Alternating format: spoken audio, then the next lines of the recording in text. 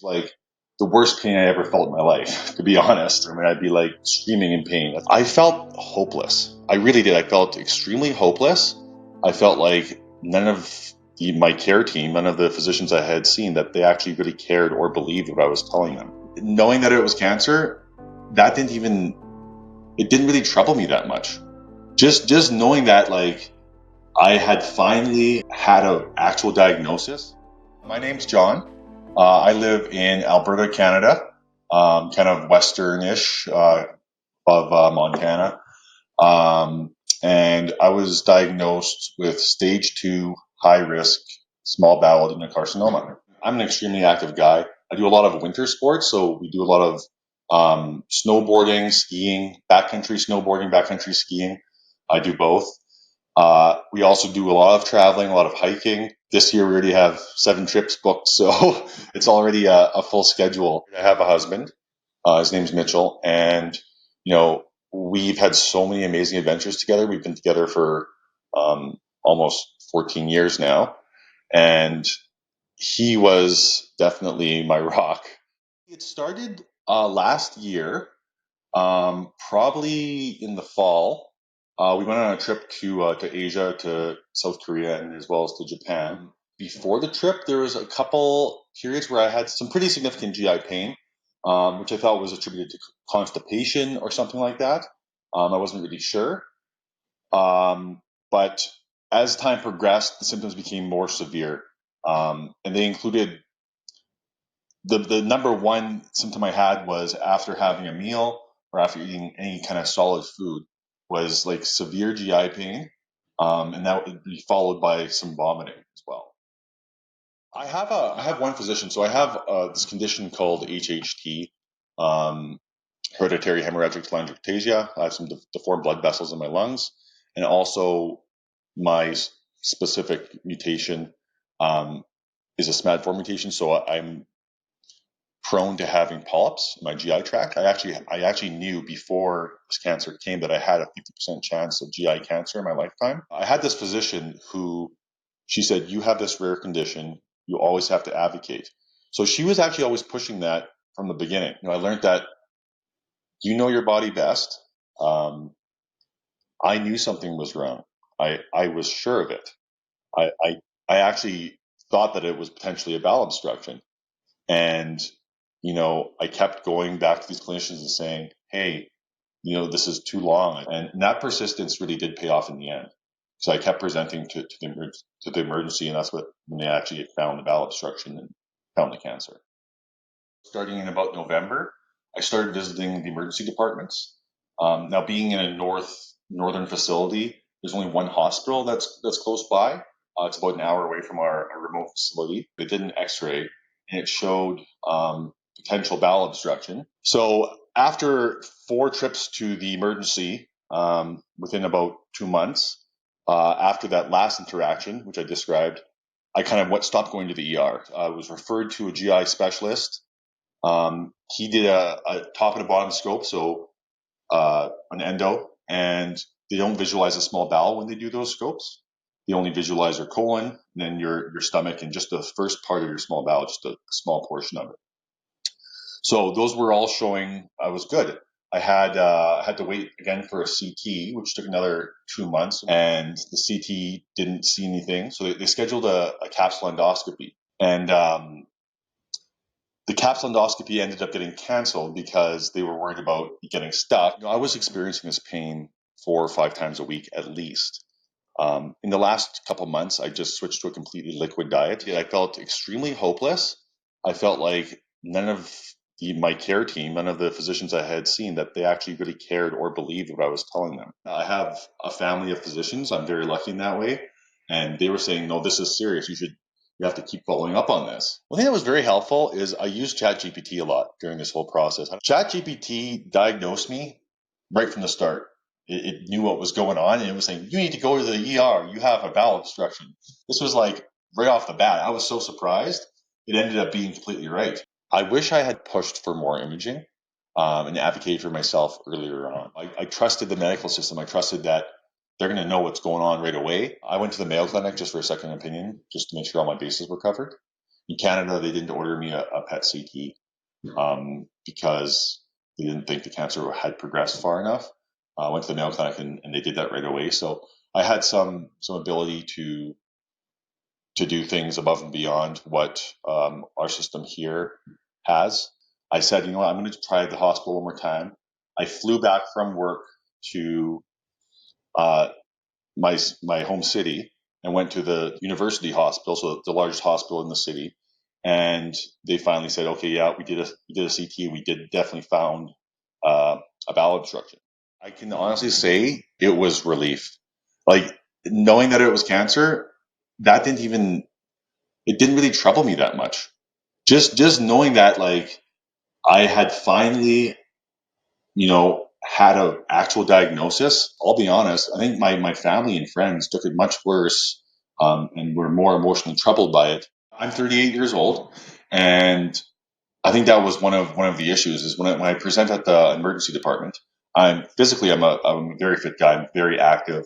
Go to the gym multiple times a week, and the physicians would see me, even though I had lost, 20, 15, 30 pounds, depending on which hospital visit you're referring to. I think the physician said, okay, this is a young, healthy guy. Small bowel cancer is such a rare subset of cancer. I think that they just thought it's not really possible or not probable that he has anything else more severe going on than either a psychosomatic presentation of this pain or, maybe anxiety related. I'm not really sure what their thoughts were, but that's the impression I got. I think it definitely did play a role for sure in how long the diagnosis took, even though I was presenting multiple times to the hospital. I had the initial emergency bowel resection, and that was in June 23rd. It was a fairly small piece of my bowel. They didn't do a full oncological resection because it was an emergency section just for the obstruction. And immediately after the surgery, I could eat solid food again. It was into July, and I got the pathology result. Now, the pathology result in Canada, in Alberta here, we get it through an application, a provincial application, where we get the results immediately, right? At the same time the doctors do. So I got this pathology result before I had even had a call. I actually wasn't talked to by my surgeon until about 2 weeks after I had the pathology, and I knew that I had this cancer. So I went to see my surgeon. They decided that adjuvant chemotherapy was the right course. So about a month after the surgery, I went and saw an oncologist at the Cancer Institute here, and the total duration was about 3 months. So I would say after that, I went and saw the surgeon, and they were talking about, okay, we don't really have a true pathology result or staging for your cancer. So then I had this exploratory resection. So basically, they cut out the piece that they cut out before, just a little bit more. And yeah, so I had that surgery just end of November here, and the pathology came back negative for any cancer in the lymph nodes. So they can't say for sure if it was a result of the chemotherapy, but in any case, they're saying that there's no more cancer there at all, so that they can see. So very good news for me. I had 2 bowel resections, and those were not bad at all. They were both laparoscopic; they weren't open surgeries, so there's just smaller incisions. And those, it was just kind of a normal healing. The chemotherapy I found actually quite a bit tougher, and also I don't know. It's cold here in Canada, so the cold weather also I think impacted me as well. So some of the side effects I felt that were the most severe from the actual chemo were nausea. Obviously, is a common one, and then there's this thing called cold sensitivity. So like even when you're going into your fridge or something like that to grab a drink or milk or whatever, you have to wear gloves because it causes like quite severe pain in your fingers and hands. I would say another symptom I had from the chemo or side effect from the chemo was something called hand-foot syndrome. So the capecitabine targets fast replicating cells.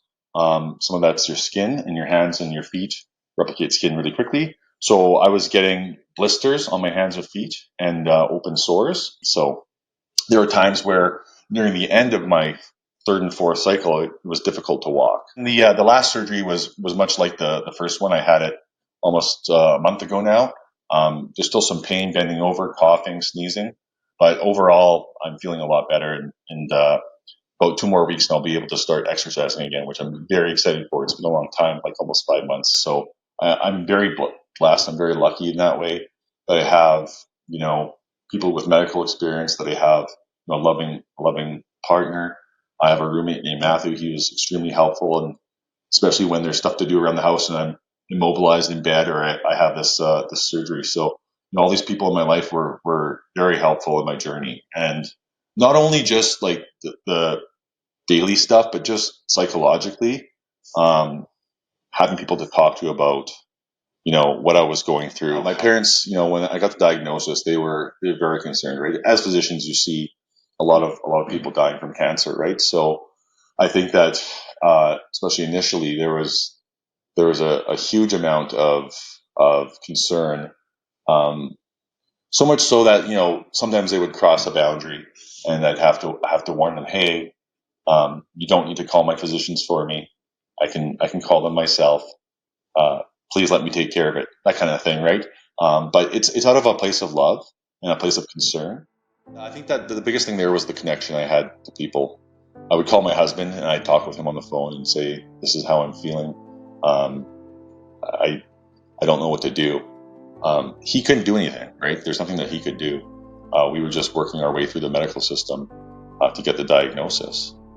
But having the support of just talking to someone, talking to my close friends, and talking to my family was really what got me through that really painful period, physically and mentally. So to other men who don't want to appear weak, I think the strength is actually in reaching out, right?